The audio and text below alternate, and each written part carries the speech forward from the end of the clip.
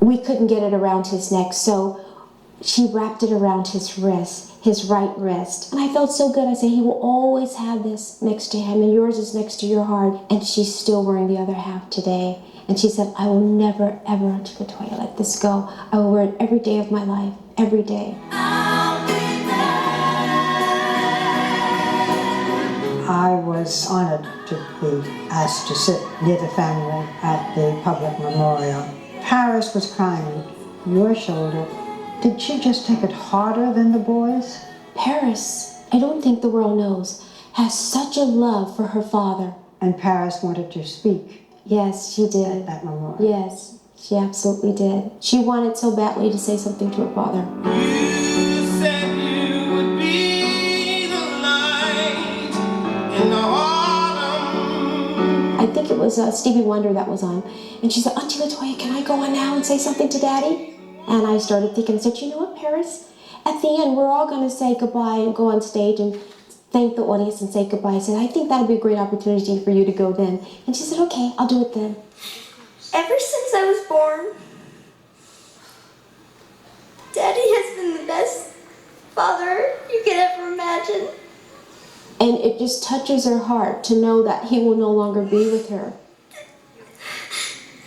And I just wanted to say I love him so much.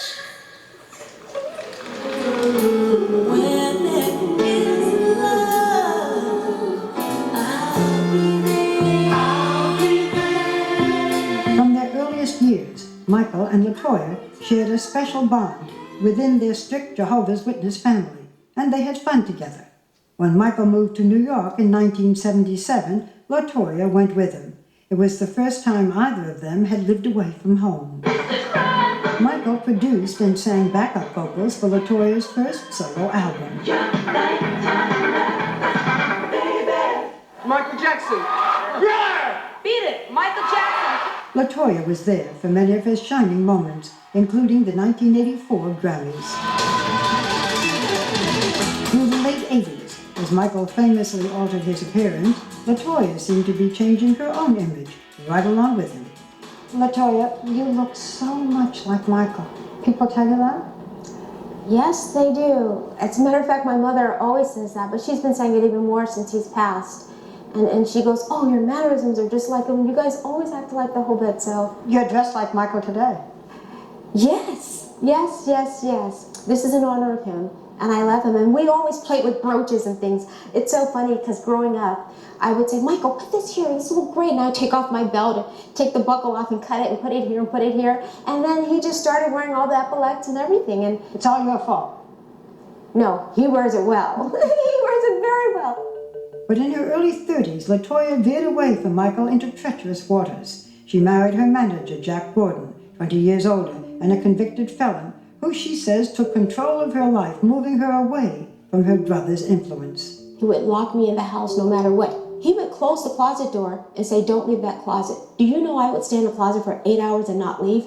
Because that's how well trained I was. That's how much fear he had instilled in me.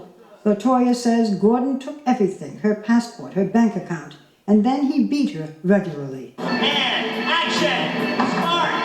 LaToya! LaToya says he forced her to pose for Playboy and appear in several pornographic videos. Barbara, I was just like a little kid, just right there. You to do what I say, I tell you what to do. I'm your puppeteer, I pull the strings and you act. And guess what? I did it, Barbara. I didn't know any better.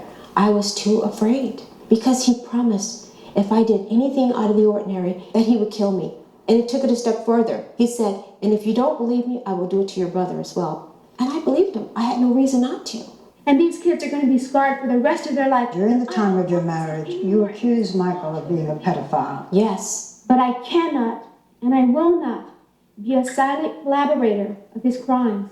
Gordon gave me this piece of paper and he says, read this. He goes, you better say this. You say this. Jack Gordon forced you to say that your brother was a pedophile. Did you think he was? No, I did not. The courts have proven that too as well. Why did Jack Gordon want you to say that your brother was a pedophile? He had this hatred towards my brother that I can never explain to you why it was. Just to make things very clear, you recanted your accusation.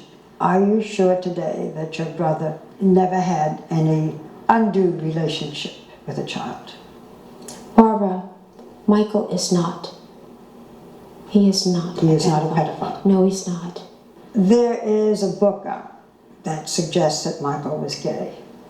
Do you think he was? No, absolutely not. You think he liked women? Yes, yes, yes.